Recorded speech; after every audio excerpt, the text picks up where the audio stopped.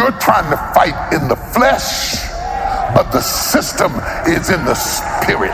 It's in the spirit world. Why are things so hard for me? Why do I take 2 steps forward and get knocked 3 steps back? Why is it hard for me to do things that other people do easily? It's because he earmarked you. Cult means you're not orthodox. Means you're not natural. You're not normal. Agra means land.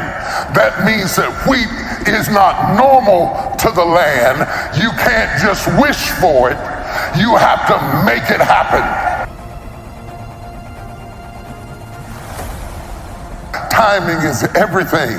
Timing is absolutely everything. You have to do things at the right time or you're not going to have the effect that you would have had because you don't understand. Timing is absolutely everything. I've given this illustration before, but I want to paint it again for you that have not heard it. Harlan Sanders built an amazing business because he did the right thing at the right time. KFC came at a time in the American history that women had just started to go to work. It came at a time in history that families were still sitting around the table. It solved a problem. How can we simulate a family dinner without the woman being home to cook? Doing the right thing at the right time. It wasn't just about the chicken is good. It was that the need was great. It solved the problem and it came at the right. If he opened up now, he'd go bankrupt. You can sustain it at this level, but you can't start it at this level because now if you open it up, they want to know, is it gluten-free? Do you have vegan chicken? I'm a pescatarian. They were not asking those questions at that time. Success is as much about timing as it is about anything else. Do you know what time it is in your life? I've got a watch on my wrist. I've got a phone, both of them backing up so that I know what time it is in the day. But do I know what time it is in my life? I can only be fruitful in my season. You shall bring forth fruit in your season. Your leaf shall not wither, and whatsoever you do shall prosper. You have to know when it's your season, and you have to know when it's over. You have to know when to hold it. You have to know when to fold it. You cannot see folding as failure. It's all about timing. Wheat is planted with great intentionality. In other words, wheat is not going to grow in this ground if it is not planted. It is not a natural result of the climate, the soil, the rain, and the sunshine. It has to be planted. Nobody succeeds accidentally. Nobody wins a marathon accidentally. Nobody wins the Olympics accidentally. Nobody gets a master's degree accidentally. Nobody gets a diploma accidentally. Nobody passes a GED accidentally. Nobody gets a promotion accidentally. Just because you pray doesn't mean you win. This is work. This is sweat. This is labor, because this is agriculture. And agriculture means that the intention of sowing the seed is that I might have wheat. And the intention of having wheat is that I might have bread. From seed to wheat to bread is going to take. I can't plant seed today and eat bread tonight. So if I am going to be seedful, I have to be patient for the seed to grow first down and then up. It's going to first grow down and then up. Some of you are standing over your life talking about, I don't see nothing. I don't see nothing. I keep sowing and I don't see nothing. The seed grows down before it grows up. You're not supposed to see it, but just because you don't see it doesn't mean that the roots are not growing in the soil. And if you wait a little while, it is going to go from seed to wheat, and from wheat to bread. And there is work in between every stage.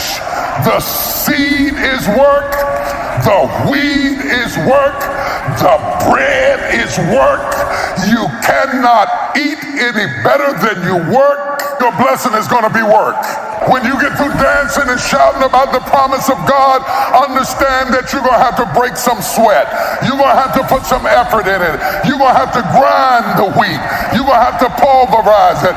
You can't just bring the wheat in and make bread until you crush it.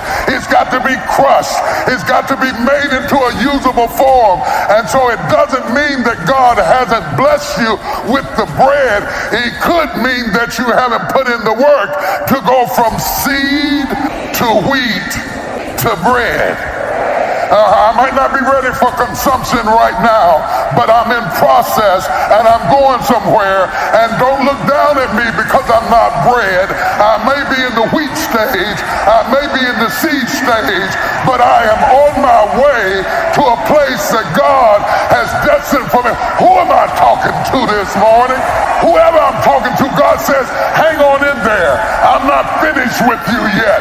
I'm taking you through process, and at the right time, I'm going to take you from seed to wheat, and from wheat to bread. I want you to get this. The reason it is planted is because it is not indigenous to the land. The word agriculture is rooted in the word cult. Cult means you're not orthodox, means you're not natural, you're not normal. Agra means land. That means that wheat is not normal to the land. You can't just wish for it. You have to make it happen. Agriculture, culture. I'm gonna make this happen. It is not indigenous. You don't get it just because you want it. You gotta plant it. You gotta be intentional about it. You gotta work on it. You gotta labor for it, because you were not raised in an environment that agrees with your dream. That doesn't mean you can't have it. It means that you've got to be cultural enough to be a cult against your neighborhood. I'm the only one in my family. I'm the only one in my neighborhood. I'm the only one in my city. I'm the only one in my house. And they don't like me at the family reunion. And they don't invite me back to the parties. And my friends have changed because I am cultish to them. I broke the rule. I got out. Faith is a cult to the unbeliever. It is not natural to the unbeliever. Stop trying to make the people at work understand what they can't understand. It is not indigenous to them for them to believe. You got to be willing to be different. You've got to be willing to be controversial. You've got to be willing to be talked about. And the greatest problem in our community right now is that we are so sensitive. We're more worried about being liked than we are being fruitful. And you're praying to God about what they said, and she said, and he said. What they say about you doesn't matter. Weeds don't like wheat. Get it to your head. Weeds don't like wheat. You got to decide, do you want to be wheat or do you want to be weeds? Whenever there is great potential for harvest, the enemy will always earmark the spot with calamity. So wherever the enemy sees potential, he will always earmark it with calamity. So they never planted weeds before the wheat. Notice the sequence. It was the wheat being planted that caused them to plant the weed. They didn't plant the weed and then plant the wheat. The wheat attracts the weed so that the enemy can earmark the spot. The devil knew God was going to bless you. Hell knew God was going to use you. Hell knew that God had a purpose for your life. He earmarked it with calamity. Notice this, the weeds was planted too. Planted like spies behind enemy lines. Whatever went wrong in your life, whatever calamities happened in your life, whatever calamities that happened in your past, whatever trauma you went through in your life, in your childhood, was the enemy's way of earmarking the spot. He knew it wasn't time yet, but he started working underground before you ever came up, so that he would have his system in place. Before you became fruitful, he would already have his infrastructure in place, so you would have something to struggle with. Why are things so hard for me? Why do I take 2 steps forward and get knocked 3 steps back? Why is it hard for me to do things that other people do easily? It's because he earmarked you. Why am I so doubtful? Why am I so insecure? Why am I so needy? Why am I so petty? He earmarked you. While men slept, the enemy came and planted the weeds. Also, wherever there was wheat, there would be weeds, with intentionality too. He meant for you to be abused. I hate to tell you this. He meant for you to be molested. He meant for your father to hate you. He meant for your mother to give you to your grandmother. He had to start the infrastructure early, because once you became fruitful, it would be too late to do anything to you. He had to start it early in your life so you would be broken in all the right places. You're not just fighting a demon, you're fighting a system. You're fighting a system that has been launched against you. But the only reason it's been launched is because you are weak. The enemy seeks to corrupt the environment where God has seed in the ground. When we first meet him in Genesis, he is slithering in the garden. We will always find him slithering in the garden. The snake is stealthy and cunning. He waits till they're asleep, because he knows that if he would have come while they were awake, they would have driven them away.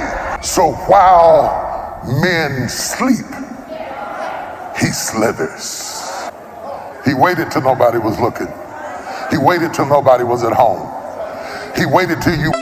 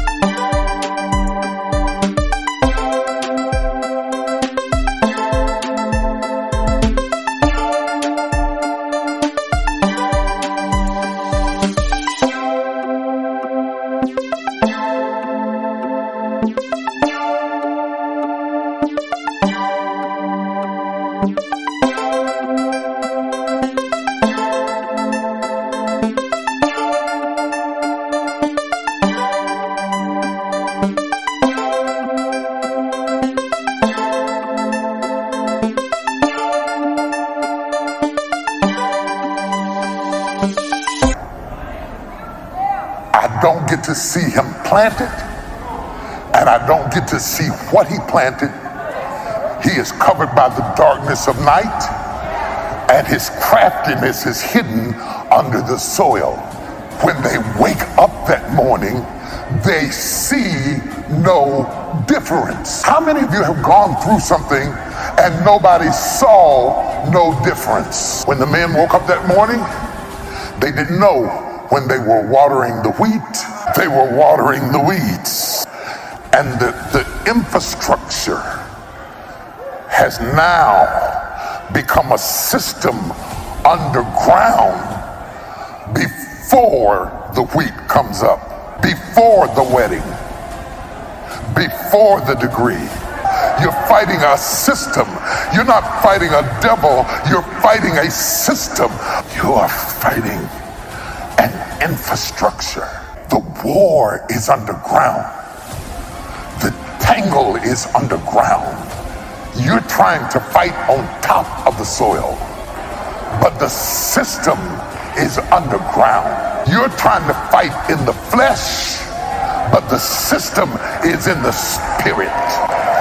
It's in the spirit world. Corruption and destruction are two different things. He could not destroy the wheat, so all he could do was corrupt the environment in which the wheat was coming. He couldn't stop you from coming up. He just wanted to make it hard for you. He cannot kill my destiny. He cannot kill my future.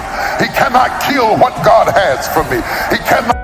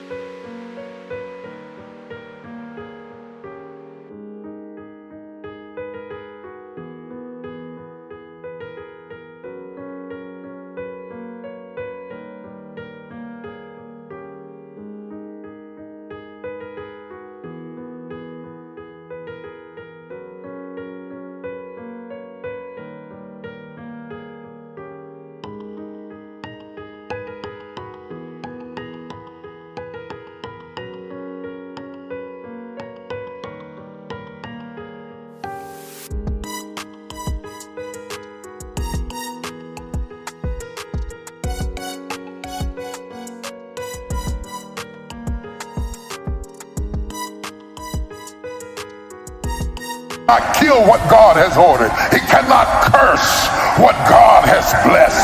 If I was blessed in my root, I'm going to be blessed in my fruit. You cannot curse what God has blessed. The demons cannot curse you. Your trials cannot curse you. What they say about you cannot curse you. While they taunt you cannot curse you. How they make fun of you cannot curse you.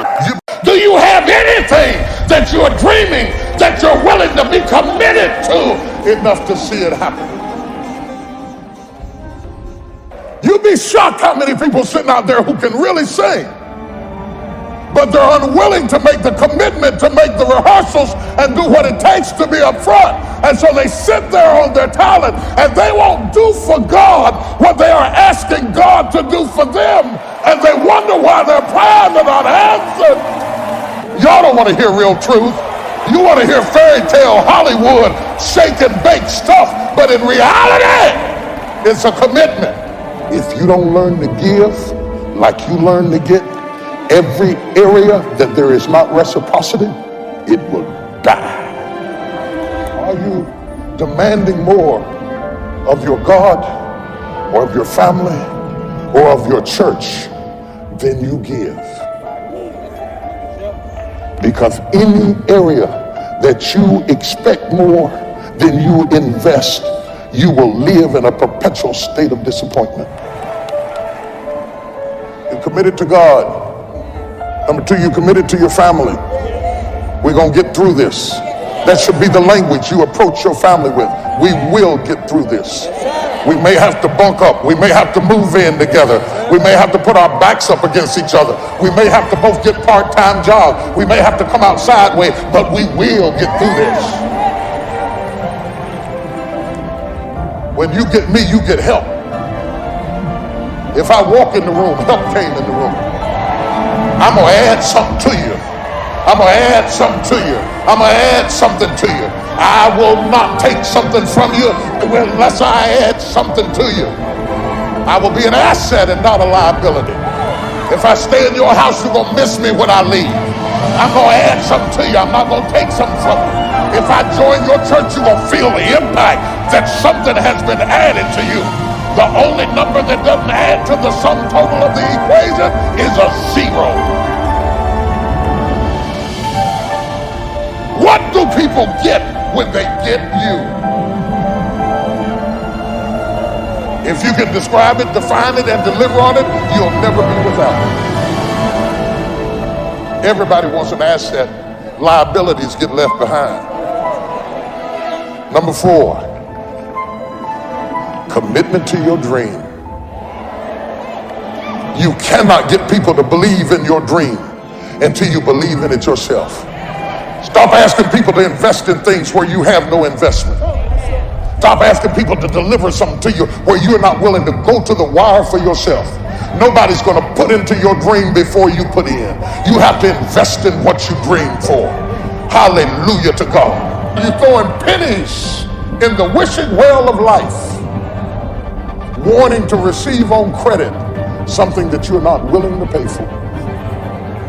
You must be committed to your dream. Oh, hallelujah. I'm scared to talk about it because I believe it so bad. You ought to see my toes are dancing in my shoes. Glory to God. I don't have no hair on my head, but my hair on my chin is jerking over this right now. I have never met anybody who became incredibly successful in any area of their life until they had suffered and sweated and sacrificed and kept their focus and fought through tears and trials and tests. And if you have a dream and you commit to it, it will come to pass. Though the vision tarry, wait for it. He's not just the beginning, he's also the end. If God started it, he will finish it.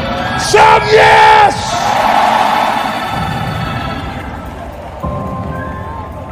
Committed to your dream. Yes, committed to your dream. Anybody can dream it, but you'll never see it until you're willing to be committed to it. I was telling somebody the other day, when I didn't have anything, church didn't have any members, I'd get off work, working at Carbide, and drive up the roads and work on the church till I had to turn around and go back to work. We worked when we didn't have food. We worked when we didn't have lights. I was putting my whole check in the offering, all of it, trying to keep it going. When I finally got some staff, I went on the road preaching, and whatever I made on the road preaching, I brought it home to make the payroll of the staff. And sometimes I got them paid and couldn't pay me. Commitments. Looked like a fool. Didn't have any clothes. Suits was falling off me. Lining wore out my clothes.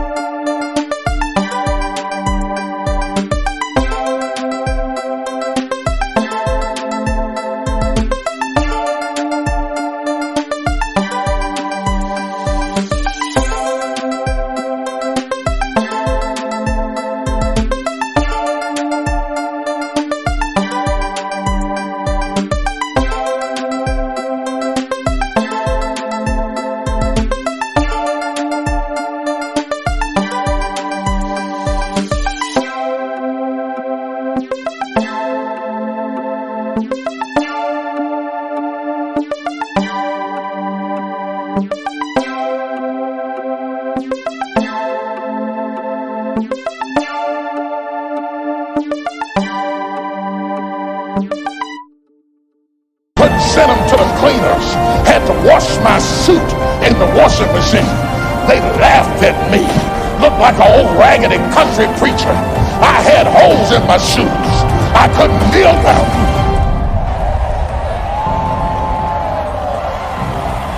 I couldn't kneel down and pray because if I knelt down to pray, they would see holes in my shoes. They laughed at me. They said that boy's lost his mind. He'll never be nothing. He stutters. He's got a lisp when he speaks. He'll never be a preacher. I don't care what you say. If you are committed to what you believe, you'll never, never, never bring down somebody who is committed.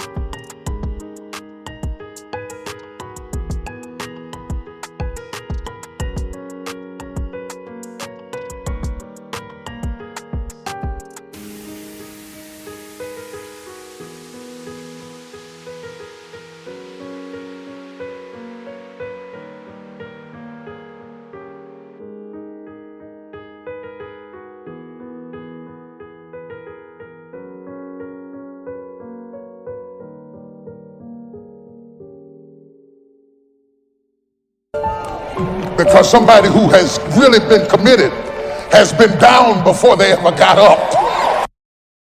Before we continue, help us by smashing that YouTube like button. Subscribe to this channel so you won't miss any motivational videos that can keep you inspired. Subscribe now with the red subscribe button below. This shows the YouTube algorithm that you value our information, and it helps us spread the message. Sharing is caring.